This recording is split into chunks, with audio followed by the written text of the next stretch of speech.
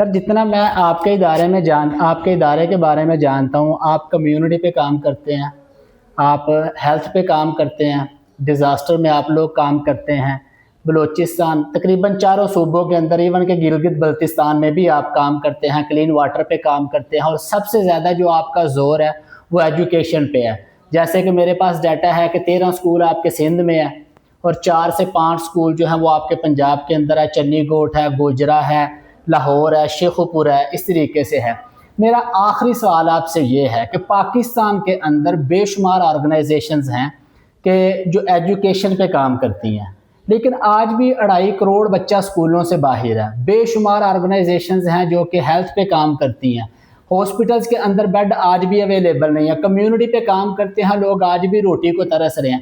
سر کون سی ایسی بنیادی وجہ ہے، آپ کا ساری لائف کا ایکسپیرینس 30 ایئرز آپ کا آرگنائزیشن کے ساتھ ہے، آپ ایک بانی ہیں، کون سی ایسی بیسک وجہ ہے جس کی وجہ سے یہ فلاز پر نہیں ہو رہا؟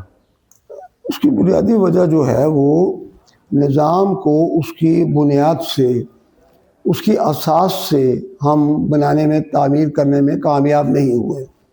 بہت بڑا مسئلہ یہ ہے کہ تمام اداروں میں کوئی نہ کوئی خاص شعبے میں کام کیا جاتا ہے، ایک شعبہ کوئی بھی ہے۔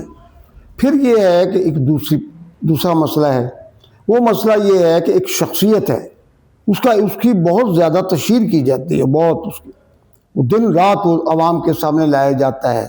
پھر کچھ سیاسی جماعتیں ہیں جو اس خدمت کو اپنا ذریعہ اظہار بناتی ہیں۔ اس میں بے شمار مسائل ہیں۔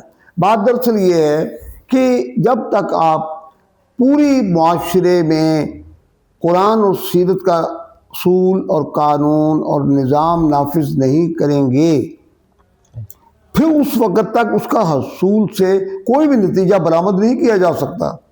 پہلی بات یہ ہے کہ اسلام اس طرح کی شخصیت پرستی کی اجازت ہی نہیں دیتا۔ تو نے پوچھی ہے امامت کی حقیقت مجھ سے، حق تجھے میری طرح صاحب اصرار کرے، وہ تیرے زمانے کا ہے امام برحق جو تجھے حاضر و موجود سے بیزار کرے۔ تو اگر تو یہ کیفیت ہے، پھر تو میں مبلغ ہوں توحید اور رسالت کا، اور میں مالک کا نظام نافذ کرنا چاہتا ہوں۔ لیکن اگر درمیان میں کئی اس کے بت ہیں اور کئی اس کی ترجیحات ہیں تو نظام بنتا نہیں ہے، وہ ہمارے ذکر میں آ جاتا ہے، ہماری خواہشات میں بستا ہے، لیکن ہم اس سے دور ہوتے چلے جاتے ہیں دن بدن۔ اس کی پوری تاریخ ہے جو میں نے عرض کی ہے کہ کہاں سے اب چلے ہیں۔ 80 سال میں آج معاشرے میں پاکستان کو بہت کامیابیاں ملی ہیں، جس پر جتنا فخر کیا جائے کم ہے، جس میں جوہری توانائی ہے، اور حال ہی کی جو کامیابی ہے وہ پوری دنیا میں وہ پاکستان صلح کرانے والا ایک فقید المثال ایک ملک وجود میں آیا ہے، لیکن اس کے اپنے معاشرے میں اس کے کروڑوں بچے تعلیم سے محروم ہیں۔ ایسا کیوں ہے؟ کیا یہاں جو بڑے بڑے محل ہیں اور بہت بڑی بڑی جو سواریاں ہیں چمک دمک کے ساتھ، اور ان کے پاس جو ان کے اخراجات ہیں، اس کی جو تفصیل ہے، اس میں جائیں تو ہوش ربا، ایک طلسم ہوش ربا آپ کے سامنے آئے گا کہ ایک سواری یہاں سے اسلام آباد کا سفر کرتی ہے تو اس کے انرجی جو فیول ہے، اس کا اخراجات، تو مجھ سے بات کیجئے، میں بتاؤں آپ کو کہ آپ کے بچے کیوں نہیں پڑھتے، اور میں آپ کو یہ بتاؤں کہ ان کو روٹی کیوں نہیں ملتی۔ اس کی وجہ یہ ہے کہ جس ریستوران میں یہ اکابرین ملت کھانا کھاتے ہیں، اس کی قیمت پر کبھی آپ نے توجہ دی ہے؟ کیا قیمت ہے اس کی؟ میں آپ کو بتاتا ہوں کیا قیمت ہے، لاکھوں میں کھاتے ہیں۔ تو اب میں ایک واقعہ بتاتا ہوں آپ کو۔ حضرت عمر رضی اللہ تعالیٰ عنہ کھانا کھا رہے تھے اور وہ زیتون میں روٹی ڈبو کر مسجد نبوی میں تناول فرما رہے تھے، تو ایک بدو آیا، اس نے خلیفہ نے کہا، امیر المومنین نے، کہ آؤ کھانا کھا لو۔ اب وہ بے صبری سے باقاعدہ اس زیتون کے تیل کو اور روٹی کو کھانے میں بہت تیزی سے مشغول ہو گیا۔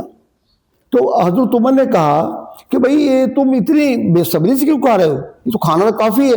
اس نے کہا تم یہاں امیر المومنین ہو اور میرے علاقے میں قحط پڑا ہوا ہے اور تم اس سے بے نیاز ہو اور یہاں تمہیں بیٹھ کے یہ کھانا کھا رہے ہو، تم پتہ ہے اس بات کا؟